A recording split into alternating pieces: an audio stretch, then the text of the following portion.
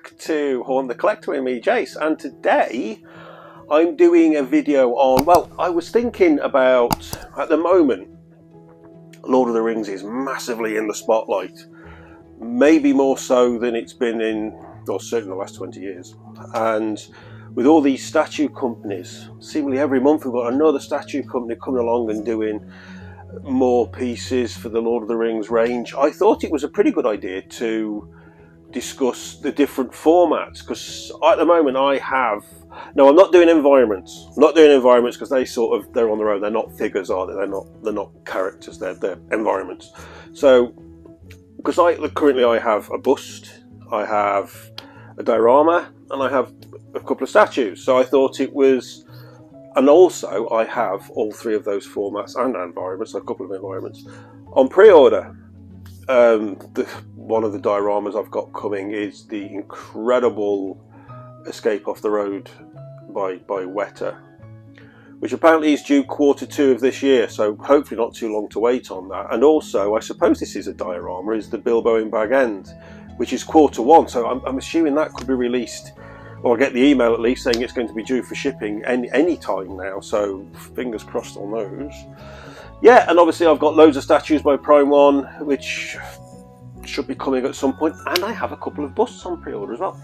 So I thought, well, I'll have a little chat about them and what I feel are the pros and the cons of each one of the main formats, and yeah, just have a what's my favourite, and you know, just a little chat. So without further ado, we'll have a little tootle around the haunt, and we'll have a look at a few of my pieces while we're there, because somebody did actually ask about, when am I going to do like a tour. I will do a room, I want it to be a house tour for me because I have pieces all over the place.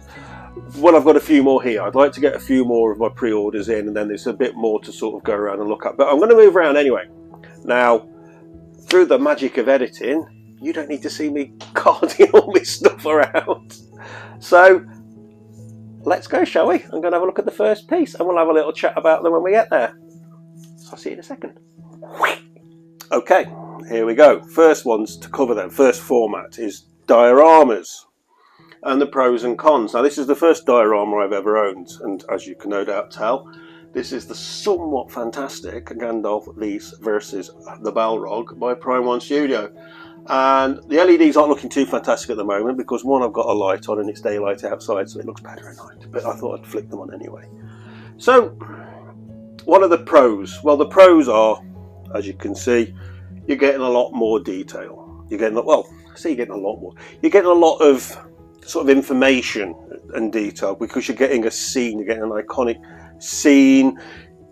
Usually you're getting more than the one character, you're getting a couple of three characters on there, and you're getting a setting and you're getting surroundings and everything else. So, you know, very eye-catching, very sort of iconic, and yeah, just rather awesome. Well, this one certainly is. And as you can see, it's absolutely bloody huge, which I suppose really that has to come down on the negative side with them is they're big and they're heavy. And if they're big and heavy, that usually means they're also expensive, and expensive to ship.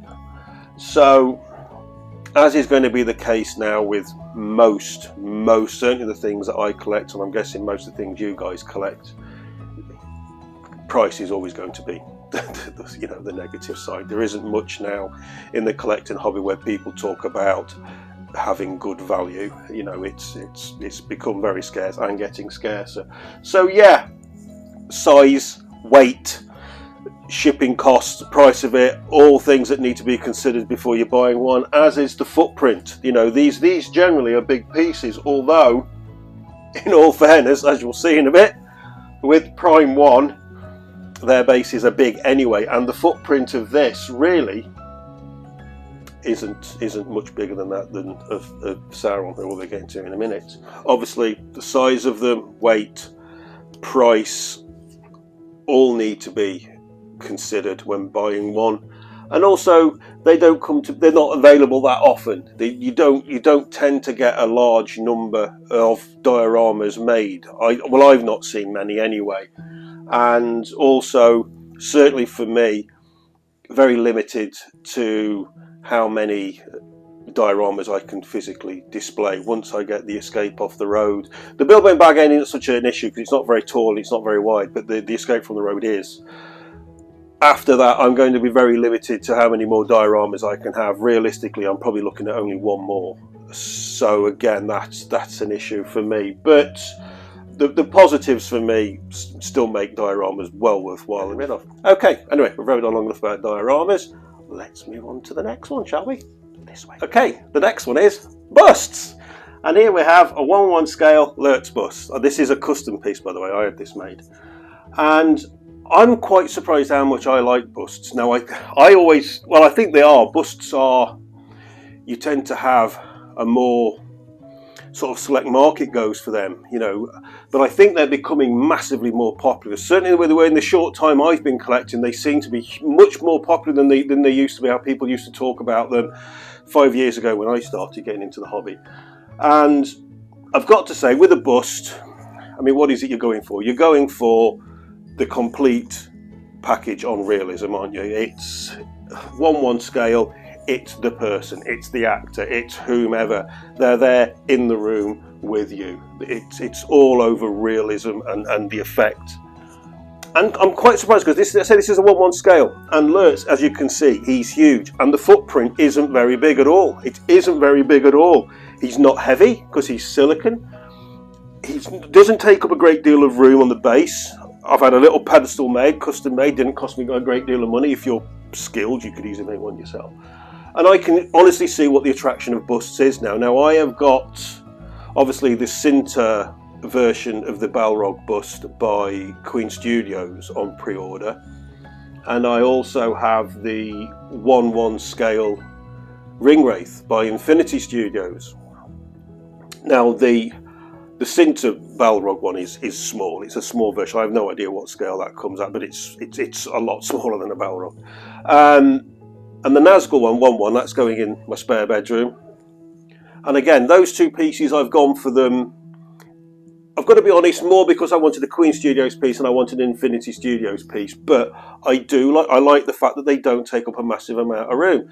But certainly now, as most of you are fully aware of, certainly with Queen and Infinity Studios, the 1:1 scale busts now are from expensive to super expensive. I mean, the price tags on these things now are huge. But I must admit, having had, this is my first and only ever bust I've ever owned, I absolutely love them. I really do. I really, really do. But as I'll get to later, I won't be having many more. Same with dioramas. I'll be very restricted. Okay, let's move on to the last one, which means going back downstairs. So let's go.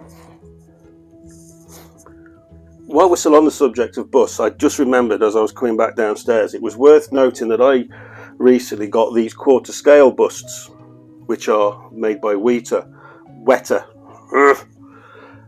And these are another good option for people who might not be aware, because these are obviously a lot cheaper. I mean, these are around about the £100 mark, give or take. There's a whole range of them. I can't remember how many there are now, but there's certainly over 30 of them. And if you've got limited display space, limited funds, these are a great other option. And for me, the downside for these is, as they're quarter scale busts, they are a bit small and they're up against other pieces in my collection, so they don't have the impact. I won't be getting any more, I'll be perfectly honest with you, and even some of these ones that I've got, I'll probably sell. But I did just want to mention that these, though, I do reckon they are really, for the price, they are really fantastic pieces, as you expect from Weta. You know, they do make really good quality. So I just wanted to stick this one in quickly. I literally forgot all about them while I was upstairs. It's these ones as well. Right, okay, let's go where I was going to go. And last, but by no means least, we of course have statues. Now, what's the positive on statues? Well, I mean, it's diversity. There are so many scales. The price range is huge. They cover every genre you can think of. It's why they're the most popular ones. It's why they're the most popular thing that people have. I apologise if you can hear loads of creaking and banging. There is literally we have a massive storm at the moment. So yeah, I mean, this is probably a little bit of an unfair one to show because the base is huge and it is practically a diorama. the Sauron piece himself, as any who have got him know, even though this is quarter scale, he is enormous. He is probably beyond your average third scale piece. He is massive. To give you a rough idea, those Weta busts in the background, those are quarter scale. So imagine those as a full statue. That's how quarter scale is. Excuse me. Once again, I've got a frog in the throat. So yeah, the negative on statues for me. I was thinking about this as I was just driving home from work. Then what's the negative of statues? The negative is what I've just said is the positive. There are so many, you want them all. There's so many that you want, and there's constantly ones coming out that are better than the ones you've got, or you'd prefer it to the ones you got, or you want it as well as the one you've got. It's constant, and I really, really enjoy seeing other people's collections and how passionate they are, even if it's stuff that I'm not remotely interested in. A lot of the YouTube channels I watch and the posts that I read on Facebook groups, it's other people's collections, and I really enjoy reading and seeing how much these people love their collections. I say, even though these are pieces I don't want, for me, the negative of statues, I mean, it's just, there's so much choice, and I suppose it's so easy to run out of space. It's so easy to maybe overspend or commit yourself to too many pre-orders or whatever. That's it, but that falls under, self-control really. So anyway, I'm going to go and sit back on the sofa. It's a little bit more comfortable because I'm kneeling on the floor here, and we'll just have a little round up. Let's go. Okay, so here we are, back to the normal surroundings. Yeah, so really, how would I rate my sort of the formats that we've covered, from favourite to sort of, not this, I can't say least favourite because they're all fantastic, but for me, obviously statues come out on number one for the reasons I've just said. Statues, it's just, they're just so much diversity. You've got so many scales, 1/10, 1/5, 1/4, 1/3, half, and there are statues to cover up virtually every budget within reason, and also display space. And I'm always so excited to see the next ones that come along in any line really, and what they're going to produce. I can't wait to see the next level showcase 4 by Prime Studios to see what else they're doing. So I love statues. The things I love, I really can appreciate why people like the busts as well, especially the 1/1 scales. Again, there's exceptions in each way. Like I've said before, you can get the little quarter scale ones here, which are really relatively cheap, all the way to the I'm thinking of like the Queen Studios Thanos, how much that was, and obviously the Infinity Studios Sauron bust when that comes out, how much will that be? But when I first started collecting, I always thought I would never own a bust. It would be something I'd never be interested in, but now I have one upstairs, and I absolutely love him. So I can see the attraction. But the same goes for dioramas and busts really, because I don't want to rabbit on too long.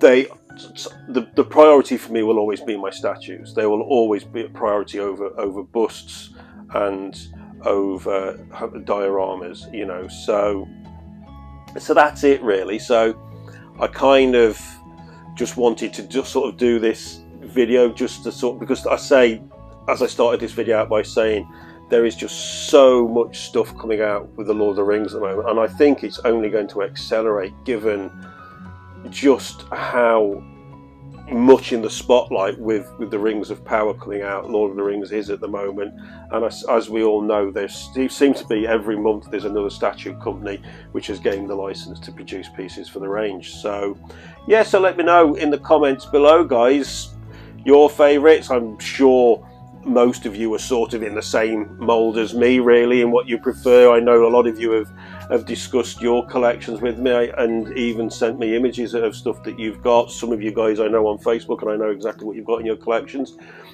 Let me know what you think of, what are your thoughts on dioramas and on busts. Just stick it all in the comments, and I love to read them, and I'll get back to each and every one of you. Right, I'm going to wrap this one up, guys. I'm doing a video this weekend, probably Friday, and yeah, I'm not going to say too much. You'll have to wait and see, because I don't know how it's going to go. I'm doing something a little bit different on Friday, So I'll probably have that out Saturday. We'll have to see. We'll have to see. Any of you who are PlayStation 5 players might know what's coming out on Friday and what I'm going to try and do. It'll only be a short video, maybe only a one-off, but I'm waffling again, so I'm going to go because I've literally come home from work. I'm not even had a brew. So have a great week, all of you. Weekend coming, so I hope you enjoy your weekends, and I'll catch you all on my next video. Huge thank you before I go to everyone who was subscribed and got me past the 200 mark. Super thank you, and thanks for all the comments as ever, guys. As always, please give the video a like. Anyone who's watching who hasn't subscribed, please can you, because it really helps. And yeah, that's it. I'm gonna go. I'll leave you all to your evening. Thanks for watching, guys. Catch you again.